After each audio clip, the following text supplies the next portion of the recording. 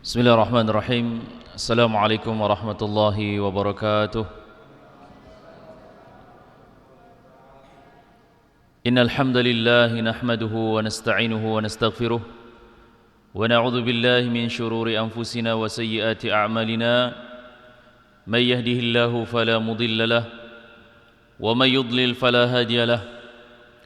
Ashhadu an la ilaha illallah wahdahu la syarika lahu وأشهد أن محمدًا عبده ورسوله لا نبي بعده اللهم صل وسلم وبارك وأنعم على نبينا محمد وعلى آله وأصحابه ومن تبعهم بإحسان إلى يوم الدين أما بعد. Jamaah kaum muslimin muslimat rahimani wa rahimakumullah,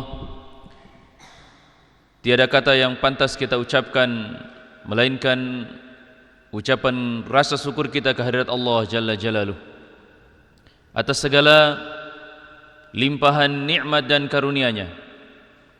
Allah Subhanahu wa taala memberikan kepada kita hidayah taufik untuk melangkahkan kaki menuju tempat yang mulia ini, untuk menjalankan ibadah rutinitas kita sebagai orang yang beriman, yaitu menjalankan ibadah salat 5 waktu. Dan kenapa hal ini perlu kita syukuri? Karena kalau bukan karena hidayah dari Allah Subhanahu wa taala, mungkin kita di antara orang-orang yang hari ini tidak ada di tempat yang mulia ini. Mendirikan salat, istiqamah setiap saat datang menuju panggilan Allah. Kalau bukan karena taufik dari Allah Jalla Jalaluh, mungkin kita di antara orang-orang yang dijauhkan dari tempat yang mulia ini. Kalau bukan rahmat dan kasih sayang Allah Subhanahu wa taala, maka kita mungkin termasuk di antara orang-orang yang lalai, jauh dari agama, kemudian tersesat dengan berbagai macam fitnah, ujian agama dan ujian-ujian yang lainnya, sehingga tersibukkanlah diri kita dengan perkara-perkara tersebut sehingga melalaikan kita dari mengunjungi tempat yang mulia ini, yaitu masjid-masjidnya Allah. Kemudian salawat dan salam semoga tetap tercurahkan kepada baginda Rasulullah sallallahu alaihi wasallam, di mana Rasulullah sallallahu alaihi wasallam telah membawa umat manusia dari alam kegelapan menuju alam yang terang benderang, minadz zulumati ilan nur. Rasulullah sallallahu alaihi wasallam berjuang dengan hartanya, dengan jiwanya, menyebarkan agama yang mulia ini, menyebarkan risalah yang mulia ini, menyampaikan wahyu kepada manusia, hingga akhirnya iman dan Islam itu sampai di dalam dada-dada kita masing-masing. Oleh sebab itu, perbanyaklah salawat kepada Rasulullah sallallahu alaihi wasallam, karena keimanan itu adalah di antara sebab kita dapat selamat sampai bertemu dengan Allah Jalla Jalaluh. Di antara orang-orang yang terlahir ke muka bumi ini, tidak ada orang yang paling beruntung kecuali mereka yang beriman kepada Allah dan beriman kepada Rasulullah sallallahu alaihi wasallam. Karena dengan Islam kita bisa mulia, dengan Islam kita bisa selamat, dengan kalimat la ilaha illallah kita diangkat derajatnya di antara makhluk-makhluk yang lainnya.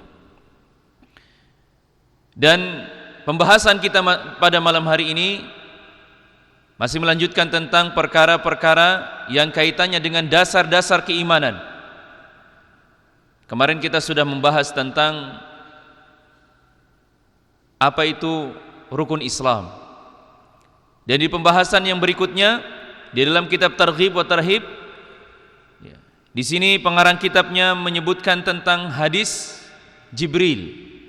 Hadis ini disebut dengan hadis Jibril karena di dalam hadis ini malaikat Jibril datang kepada Rasulullah sallallahu alaihi wasallam dengan wujud manusia, kemudian mempertanyakan tentang apa itu Islam, apa itu iman, apa itu ihsan, untuk memberikan pembelajaran kepada para sahabat-sahabat Nabi. Hadis ini datang dari sahabat mulia Umar bin Khattab radhiyallahu anhu. Di dalam hadis yang diriwayatkan oleh Imam Bukhari dan Muslim, kata Umar bin Khattab, "Bainama nahnu julusun 'inda Rasulillah sallallahu alaihi wasallam." Suatu ketika, kata beliau, kami, yaitu Umar bin Khattab dan para sahabat-sahabat yang lainnya, julusun 'inda Rasulillah, sedang duduk-duduk, lagi cerita-cerita santai-santai. Ya, ini menunjukkan akhlak yang mulia. Karena Rasulullah sallallahu alaihi wasallam ya duduk-duduk bersama para sahabat nabinya tanpa ada sekat, ya, tanpa ada perantara seperti mungkin seorang raja dan rakyatnya, antara pejabat negara dengan rakyatnya yang memiliki jarak. Rasulullah sallallahu alaihi wasallam tidak seperti demikian. Rasulullah sallallahu alaihi wasallam biasa duduk-duduk bersama para sahabat Nabi, berbicara mengenai iman, berbicara mengenai perkara-perkara syariat. Bahkan terkadang Rasulullah sallallahu alaihi wasallam bercanda dengan para sahabat-sahabatnya. Umar bin Khattab menuturkan bahwa suatu hari beliau duduk-duduk bersama Rasulullah sallallahu alaihi wasallam. Bainama nahnu julusun 'inda Rasulillah sallallahu alaihi wasallam dzata yaumin ittala'a 'alaina rajulun. Ya, ketika Rasulullah dan para sahabat Nabi ini bersama Umar bin Khattab sedang duduk-duduk, tiba-tiba muncul seorang laki-laki. Syadidu bayadis thiyab. Dia datang dengan jubah putih. Ya, dia pakai pakaian jubah putih. Dan ini mengisyaratkan bahwa pakaian yang paling bagus adalah warna putih. Ya. Kemudian ciri-ciri laki-laki yang datang, kata Umar bin Khattab, syadidu bayadi thiyabi syadidu sawadi sya'ar. Bajunya putih dan rambutnya hitam. Hitam sekali. Syadidu thiyab, syadidu bayadi thiyab, maksudnya bajunya putih bersih. Syadidu sawadi sya'ar, dan rambutnya hitam sekali. La yuraw alaihi atharus safar. Tidak ada bekas-bekas perjalanan pada laki-laki tersebut. Maksudnya orang ini bukan orang yang habis bepergian. Digambarkan bahwa laki-laki itu bersih, rapi, gagah, ya. Kemudian mendatangi Rasulullah SAW dalam keadaan la yura alaihi atharus safar, tidak kucal bajunya, tidak berantakan rambutnya, rapi pokoknya. Dan ini diantara dalil yang menunjukkan tentang bagaimana tata cara seseorang ketika dalam majelis ilmu. Ya, dia harus rapi, kemudian dalam keadaan bersih, ya, terhindar dari najis, ya, bersih badannya. Wala ya'rifu minna ahad, dan tidak ada di antara para sahabat Nabi yang duduk-duduk di situ yang mengenal laki-laki ini. Ya. Bukan di antara orang-orang yang ada di Madinah. Karena para sahabat Nabi pasti di antara mereka saling mengenal. Ya. Tapi laki-laki ini datang kepada Rasulullah SAW, tidak ada satupun di antara para sahabat Nabi yang mengenalnya. Hatta jalasa ila Nabi SAW. Kemudian laki-laki itu duduk di hadapan Rasulullah SAW. Fa asnada rukbatayhi ila rukbatayhi. Kemudian laki-laki tersebut datang, kemudian duduk, meletakkan lututnya di depan lututnya Rasulullah SAW. Jadi Rasulullah sedang duduk, kemudian laki-laki itu datang langsung di depan hadapan Rasulullah. Bahkan lututnya Nabi dengan lututnya laki-laki tersebut nempel, ya, mendekat kepada Rasulullah. Wa wada'a kaffaihi ala fakhidai. Kemudian laki-laki itu meletakkan telapak tangannya di atas pahanya Rasulullah SAW. Jadi berhadap-hadapan, baku muka. Kemudian waqala, laki-laki itu kemudian mengatakan, ya Muhammad, wahai Muhammad, akhbirni anil Islam, beritahu aku apa itu Islam, kata laki-laki tersebut ini. Faqala Rasulullah sallallahu alaihi wasallam, kemudian Rasulullah sallallahu alaihi wasallam mengatakan, al-Islamu an tashhada an la ilaha illallah wa anna Muhammadur Rasulullah wa iqamis salah wa tuqimus salah wa tu'tiyaz zakah wa tasuma ramadan wa tahujjal bait in istata'ta ilaihi sabila. Kata Rasulullah, Islam itu engkau mengucapkan 2 kalimat syahadat. Engkau bersyahadat, bersaksi, ya, bahwasanya tidak ada ilah yang berhak diibadahi kecuali Allah, dan engkau bersaksi bahwa Muhammad adalah hamba dan utusan Allah.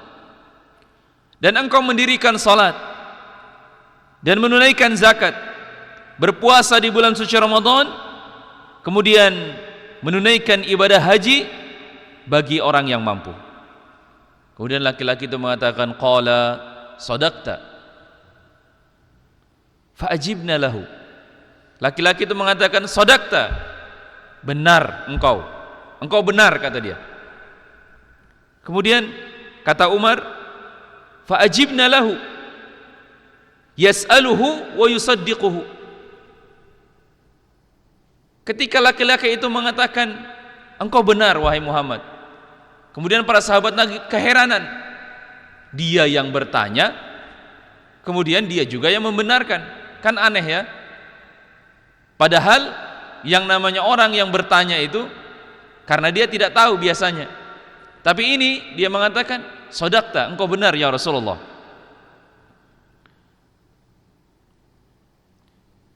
Kemudian laki-laki itu mengatakan, qala fa akhbirni anil iman,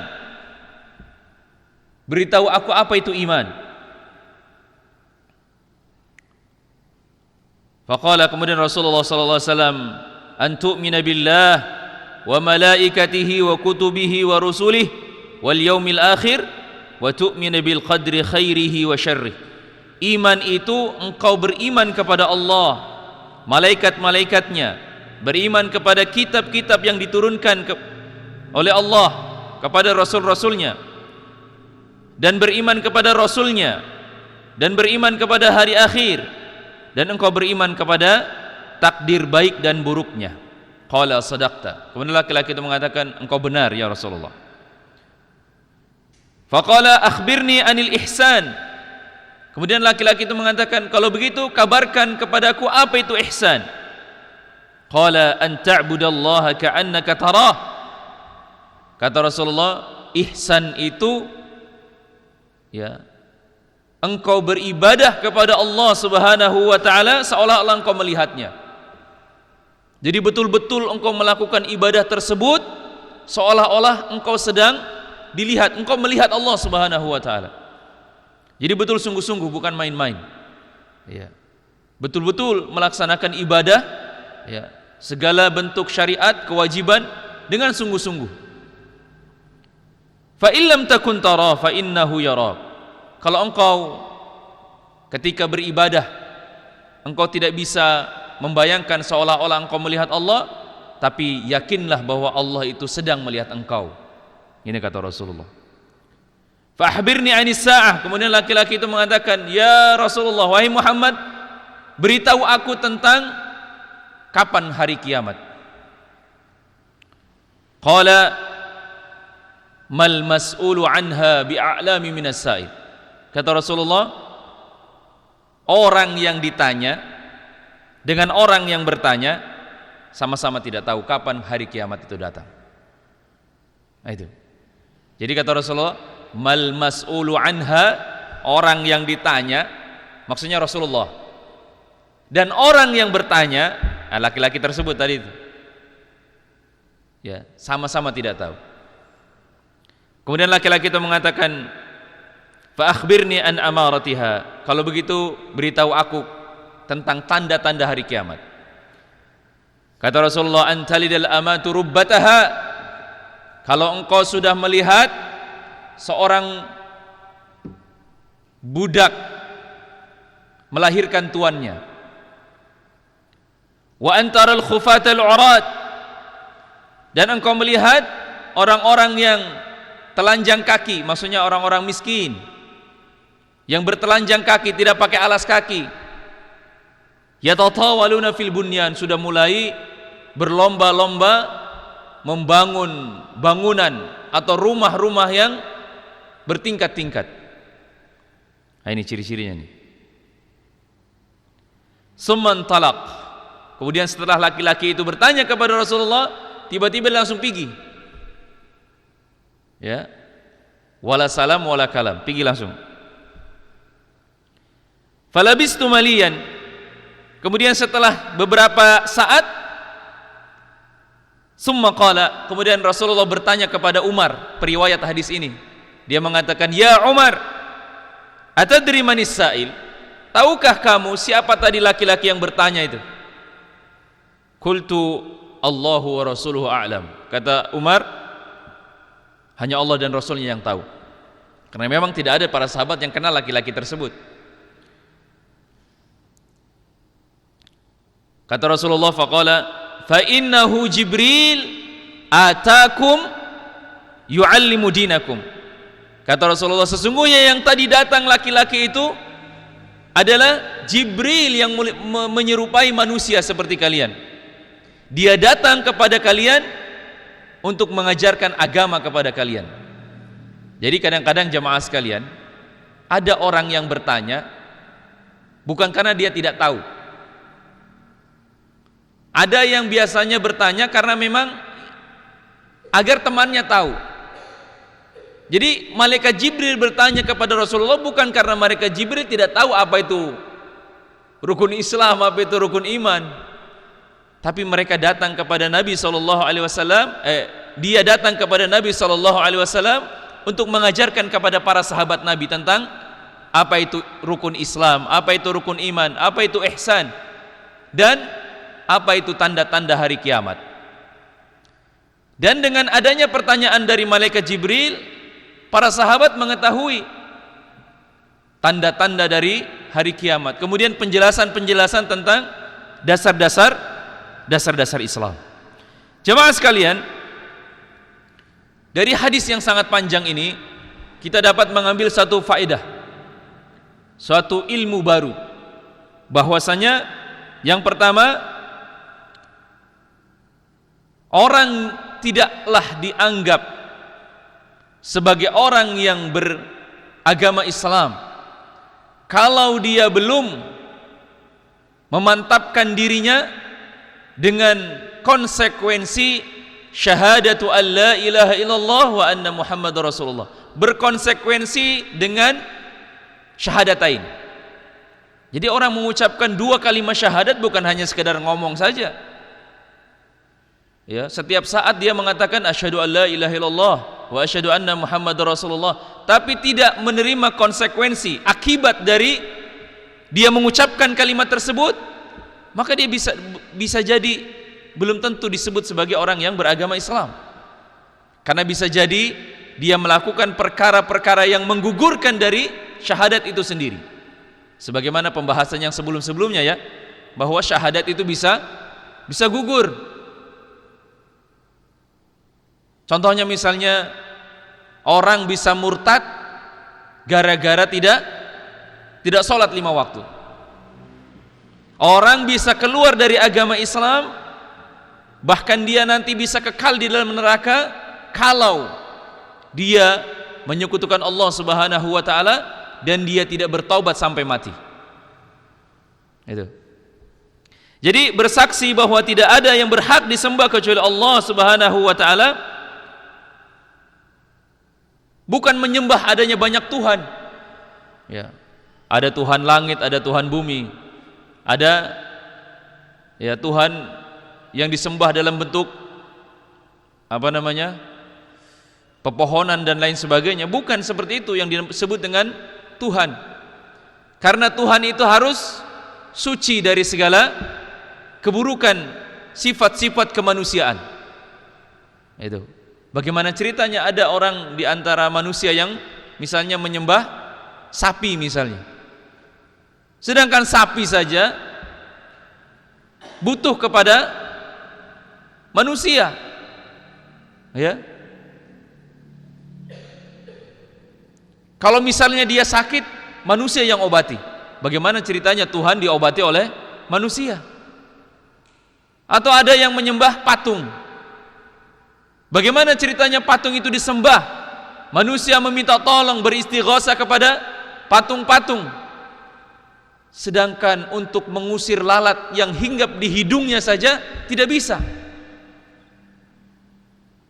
Jadi jemaah sekalian, tidak ada ilah, tidak ada zat yang berhak disembah dan diibadahi kecuali Allah Subhanahu wa taala. Ini sudah paten sudah. Tidak bisa diganggu gugat. Siapa saja yang menyembah selain Allah Subhanahu wa taala batil. Siapa saja yang menyembah selain daripada Allah Subhanahu wa taala batil. Ya. Kemudian jemaah sekalian, mungkin banyak di antara orang menyebutkan oh ada Tuhan ini, Tuhan itu, Tuhan ini dan Tuhan itu, tapi tidak ada yang berhak disembah dan ibadahi kecuali Allah Subhanahu wa taala saja. Dan ketika kita bersaksi bahwa tidak ada ilah yang berhak diibadahi kecuali Allah, kita juga bersaksi bahwa Nabi Muhammad SAW adalah hamba dan utusannya, bukan sebagai tandingan dari Allah Subhanahu wa taala. Karena ada orang yang menyandingkan kedudukan, meletakkan kedudukan Rasulullah SAW seperti setara dengan Tuhan. Itu.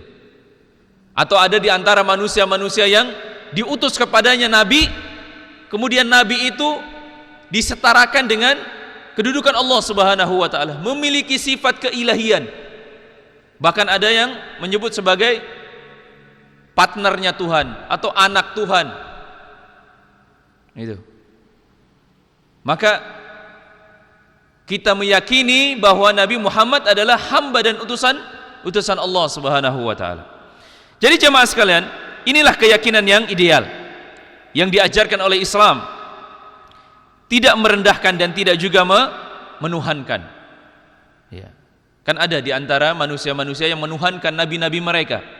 Padahal nabi itu adalah utusan Allah Subhanahu wa taala. Sama seperti manusia-manusia yang lainnya. Bukan dilahirkan dari titisan Tuhan, bukan. Nabi adalah utusan Allah. Ya.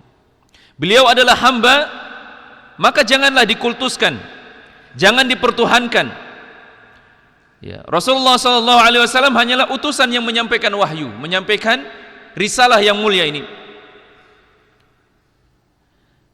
Dan jemaah sekalian, dari rukun yang pertama ini bisa kita simpulkan tentang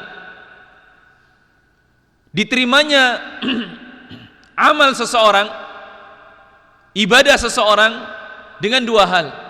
Yang pertama, dia mengikhlaskan ibadah hanya kepada Allah, dan yang kedua adalah dia mengikuti atau berittiba' kepada Rasulullah SAW.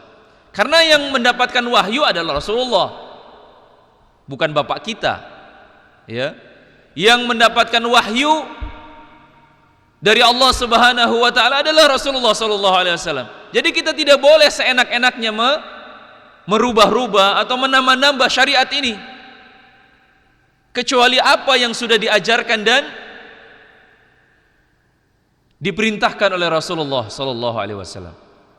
Jadi amalan agama tidak boleh diganggu gugat, sudah paten. Bahkan kata Rasulullah SAW, man amila amalan laisa alaihi amruna fahuwa raddun.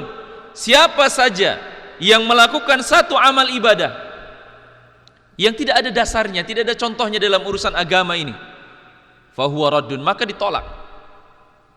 Jadi jangan sampai sudah berlelah-lelah, sudah buang-buang biaya, kita sudah menganggap kita sedang beribadah, tapi sebenarnya kita sedang memubazirkan usia dan harta kita. Ditolak amal perbuatan kita. Bahkan di dalam Quran surat Al-Kahfi, Allah Subhanahu wa taala mengatakan, banyak di antara manusia, kata Allah, yang merasa dirinya sedang melakukan amal soleh, yuhsibuna annahum yuhsinuna sun'a, mereka mengira dirinya sedang berbuat baik, padahal dia sedang melakukan perkara-perkara yang menimbulkan laknat dari Allah Subhanahu wa taala. Jadi jemaah sekalian, ibadah atau syariat yang dilaksanakan oleh manusia hendaknya sesuai dengan apa yang dicontohkan oleh Rasulullah SAW.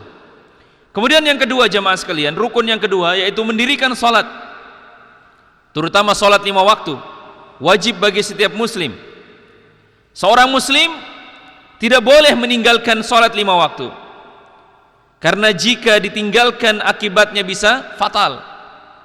Bahkan tadi disebutkan orang yang sengaja meninggalkan salat 5 waktu karena merasa atau meyakini bahwa salat 5 waktu itu tidak wajib, maka dia sudah murtad. Dia tidak salat 5 waktu karena meyakini bahwa salat itu tidak wajib, maka dia telah keluar dari agama Islam. Jadi hati-hati, orang yang meninggalkan salat akibatnya bisa fatal. Sebahagian ulama berpendapat bahwasanya meninggalkan salat akan mengeluarkan pelakunya dari agama Islam, sebagaimana dikatakan oleh Abdullah bin Syaqiq radhiyallahu anhu. Kata beliau, kami para sahabat Nabi tidak melihat ada suatu amalan yang jika ditinggalkan membuat pelakunya kafir kecuali salat. Jadi kata para sahabat, tidaklah kami melihat satu amalan perbuatan yang apabila ditinggalkan yang menjadi sebab dia kafir kepada Allah dan Rasulnya adalah salat, meninggalkan salat. Kalau ada orang yang tidak, misalnya puasa, belum dikatakan kafir. Misalnya di hari puasa Ramadan ini, kita lihat ada orang yang lagi makan di tengah hari, dia tidak puasa, belum tentu dia kafir. Kenapa? Bisa jadi dia sakit, bisa jadi dia lagi bersafar. Maka kewajiban puasa tidak wajib bagi dirinya, tapi harus diganti di hari yang lain. Tapi orang yang bersengaja meninggalkan sholat 5 waktu, kata para sahabat Nabi, bahaya dia, fatal, bisa mengeluarkan dirinya dari agama Islam. Maka berdasarkan hal ini jamaah sekalian, dan juga dalil-dalil yang lainnya, sebahagian dari ulama berpendapat bahwasanya meninggalkan sholat adalah dapat menyebabkan seorang keluar dari agama Islam, murtad. Makanya hati-hati dengan sholat 5 waktu. Jangan sampai kita meremehkannya, jangan sampai kita menyia-nyiakannya. Orang yang meremehkan sholat, maka hidupnya akan sengsara. Orang yang meremehkan sholat, hidupnya akan cilaka, tidak berkah. Sebanyak apapun harta yang dia dapat, sebanyak apapun dunia yang dia raih, sebanyak apapun kedudukan, jabatan, kesukaan manusia kepada dirinya, kalau tidak sholat, percuma. Meskipun manusia di muka bumi ini mencintaimu, tapi kamu kalau tidak sholat, percuma. Karena puasamu, hajimu dan lainnya itu, amal solehmu yang lainnya itu tidak diterima oleh Allah Subhanahu wa taala gara-gara tidak salat. Kemudian yang ketiga jemaah sekalian, rukun Islam yang selanjutnya adalah membayar zakat. Dan ini pun bagi yang mampu, jamaah sekalian. Membayar zakat itu bagi yang mampu. Bagi yang tidak mampu, maka mereka adalah di antara orang-orang yang berhak mendapatkan zakat. Ya, jadi zakat dikeluarkan dari diri kita untuk diberikan kepada orang-orang yang berhak menerimanya, atau yang biasa disebut dengan mustahiq zakat, orang yang berhak menerima zakat.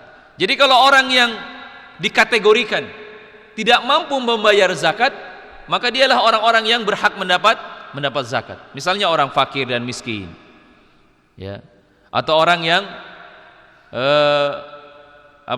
sedang dalam perjalanan, atau orang yang sedang menanggung hutang. Nah, itu disebutkan di dalam Al-Quran itu tentang 8 golongan orang yang berhak menerima zakat. Kemudian yang keempat, menjalankan puasa di bulan suci Ramadan. Wajib bagi semuanya orang-orang yang beriman ketika di bulan itu dia mampu melaksanakannya. Kalau dia tidak mampu, maka boleh diganti di hari yang lainnya. Kemudian yang kelima, yaitu menunaikan ibadah haji ke Baitullah. Ingat ya, naik haji ke Baitullah, bukan ke tempat-tempat yang lainnya. Ya, kita sering melihat ya berseliweran di beranda-beranda Facebook dan lain sebagainya, media sosial itu. Seperti misalnya contoh seperti tahun kemarin, ada saja orang itu aneh-aneh saja naik haji di gunung apa gitu, Masya Allah ya. Bahkan ada yang menyebutkan masuk ke dalam gua, katanya bisa mendengar orang bertalbiyah di dalamnya, dan orang yang sudah keluar bisa sama pahalanya seperti orang yang naik haji. Masya Allah, betapa jahilnya mereka itu, betapa bodohnya orang-orang seperti itu. Naik haji itu ke Baitullah ada rukun-rukunnya, bukan hanya sekedar datang kemudian habis itu pulang lagi. Atau mungkin ada di antara orang-orang yang memang tidak datang ke tanah suci, tapi datang ke tempat-tempat yang lain, ke gunung ini, ke gunung itu. Dan yang paling banyak kejadian seperti itu adalah di tanah air kita ini ya. Itu menunjukkan tentang bahwa di negara kita ini sangat krisis tentang keimanan ya. Mereka tidak paham apa itu rukun Islam, apa itu ibadah haji dan umrah ya. Ada yang naik haji ke dalam gua, masuk ke dalam gua, ada yang naik di atas gunung. Nauzubillah, summa nauzubillahi min zalik. Jadi jemaah sekalian, amalan Islam sangatlah banyak ya. Jadi ibadah di dalam Islam itu sangat banyak, tapi yang paling ditekankan adalah yang 5 perkara ini. Makanya hendaknya di antara kita memperhatikan dari yang 5 perkara ini. Bahkan hati-hati jangan sampai dari 5 hal ini ya, justru ada perbuatan-perbuatan kita yang menggugurkan dari 5 perkara ini. Di antaranya adalah asyirku billah, membuat sekutu atau tandingan, berbuat syirik kepada Allah Subhanahu wa taala dengan memakai jimat ya, dengan mendatangi dukun, dengan memakai penglaris. Ya, penglaris itu maksudnya agar dagangannya laku. Memakai pelet supaya cepat ketemu jodohnya. Membaca zodiak, ramalan. Ya, hati-hati itu yang biasa lihat postingan ramalan itu. Katanya orang punya indera ke-6.